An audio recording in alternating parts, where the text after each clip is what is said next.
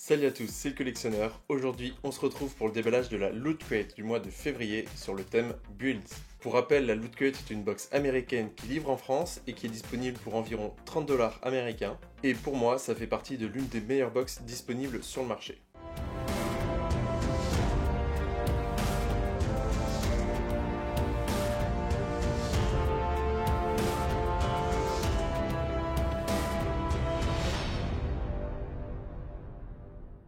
Avant tout, ce mois-ci, on a reçu une petite carte de remerciement de toute l'équipe de Loot Crate, dans laquelle ils nous remercient d'être fidèles à Loot Crate et de continuer à les soutenir. Et pour l'occasion, Loot Crate a décidé de changer leur logo, ce qui est pas plus mal, puisque franchement, ce logo-là est quand même mieux que le précédent.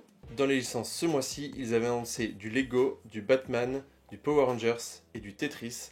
Et donc on commence avec le pins, ici à l'effigie du Megazord de Power Rangers. Alors je suis pas fan de Power Rangers, mais je trouve que le pin est quand même très sympa. Et en plus on reçoit avec 3 comics digitaux, donc ça c'est toujours très cool de la part de Loot Crate. Donc je vais donner 2 points et une valeur de 5$.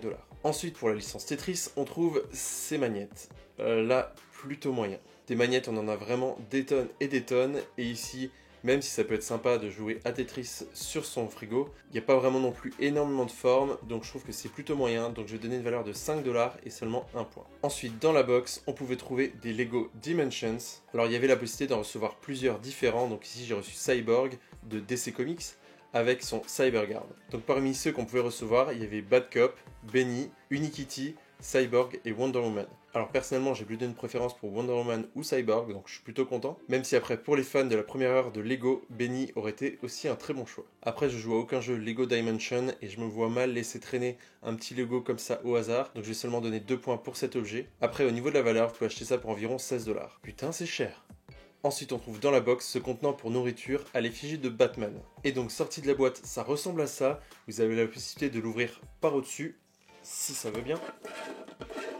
Donc voilà le contenant ouvert. Alors c'est censé garder au frais ou au chaud ce que vous mettez dedans. Par contre ça ne va pas au micro-ondes, donc ça je trouve ça un petit peu dommage parce que si ça garde quelque chose de chaud, on a peut-être envie de le chauffer avant.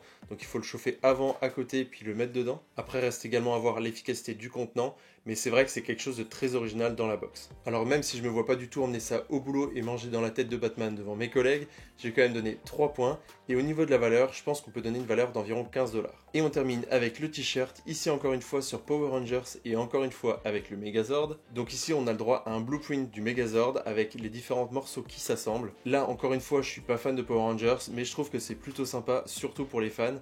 Donc je vais donner 2 points. Après je sais pas si c'est un t-shirt officiel, il y a marqué Power Rangers en bas mais il y a marqué nulle part que c'est un t-shirt officiel, il n'y a pas non plus d'étiquette. Donc là-dessus j'ai le doute, donc je vais donner une valeur de 12$.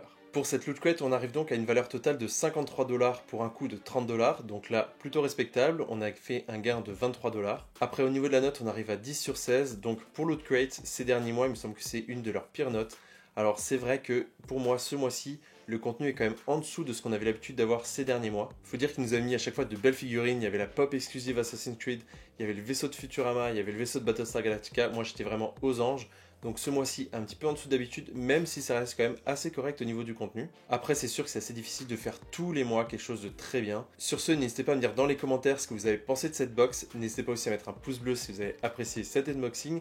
Et je vous dis à très bientôt pour un prochain déballage. Salut!